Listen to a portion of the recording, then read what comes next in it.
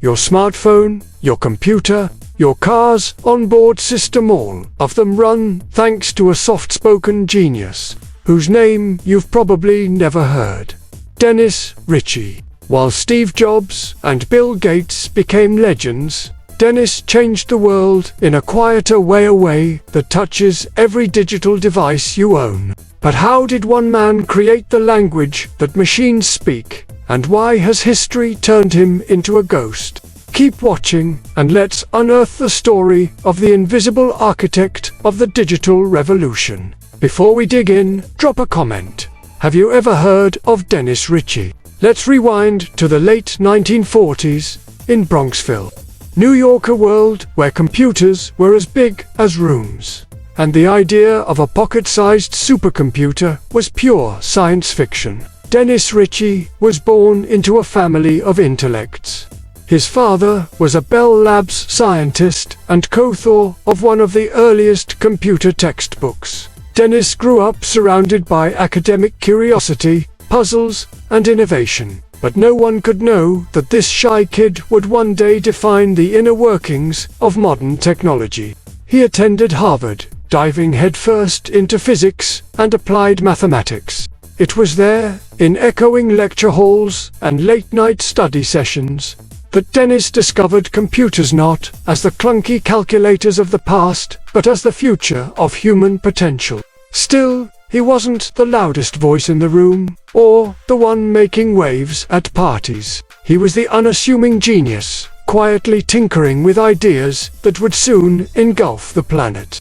Curious to know more about computer pioneers beyond the famous faces? Let us know in the comments whose story you want next. By the 1960s, Dennis had joined Bell Labs, working alongside a galaxy of brilliant minds on the early operating systems that would shape the computer age. But progress was slow, and the operating systems of the day, like Multics, were so unwieldy, complicated, and resource-hungry that even powerful computers buckled under their own weight. The tech industry was in trouble. Programmers were drowning in a tangle of machine codes. Each manufacturer spoke a different programming language, each incompatible with the other. Want to run a program on a different machine? You'd have to rewrite it from scratch. It was maddening.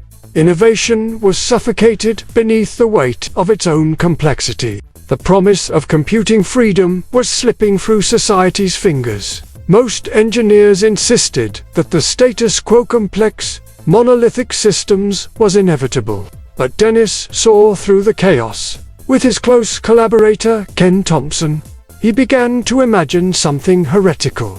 What if a computer system could be elegant, universal, and simple? A language not chained to any specific machine, but one that any programmer in the world could learn and use. Dennis Ritchie's answer was the C programming language. Alongside it, the UNIX operating system. At first, their work was dismissed as an eccentric side project, rebellion against the might of Malt. But Dennis and Ken believed in simplicity. Nights blurred into days. They coded, rewrote, erased their failures, and tried again. The breakthrough came in 1972. Dennis designed a compact, powerful, and flexible language that allowed programmers to speak directly to computers, no matter the hardware. C was portable. C was elegant. C was universal. Then, working together, Dennis and Ken rewrote the UNIX operating system in C itself, a revolutionary move that no one had attempted before. UNIX could now be installed on any machine whose hardware was compatible with C.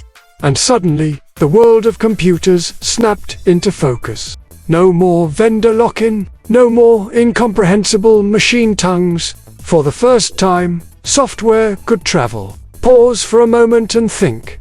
Every smartphone OS, every Mac, Linux server, and even Windows owes a debt to C and UNIX. Can you imagine a digital world without them? If this blows your mind, tell us how you use C or Unix-powered devices in your life. Sound off below. But the world is a strange and unfair place when it comes to remembering its heroes. As the decades rolled forward, UNIX spread like wildfire across universities and research labs, and C became the training ground for generations of programmers. Yet in the public's eye, the computer revolution belonged to the showman Bez, Gates, Zuckerberg, brash visionaries who courted the media and built mythologies around their personas. Dennis Ritchie was different. He shunned the spotlight. He didn't chase riches, didn't trademark his work, and never delivered flashy keynotes. When Steve Jobs passed away in 2011, global news mourned for weeks. Dennis Ritchie died just days later in almost total silence. The man whose language still runs billions of devices faded from view, his contributions eclipsed by those who walked noisier paths. Have you witnessed other inventors get overshadowed like this? Who do you think needs to be remembered? Share your thoughts and bring forgotten stories into the light. But the silent genius's shadow only grows longer as technology marches on. The DNA of Dennis Ritchie's creations runs through every iPhone, every Android, every ATM and airplane system anywhere. The digital meets the real world. C taught the world how to talk to machines. UNIX sowed the seeds for open source movements, for software freedom, for hacker culture, and even for the internet itself. Dennis Ritchie's story reminds us that innovation isn't always loud. Sometimes, world-changing revolutions spring from quiet minds and backroom brilliance. His insistence on clarity, openness, and shared knowledge still shapes the tech we use now and the breakthroughs that are just over the horizon. If we forget Dennis Ritchie, we forget the essence of the digital age. Tell someone new about him today. And if you want more stories of bad B-roll, true forgotten geniuses, hit that follow. Let's make sure the architects of our world are finally remembered.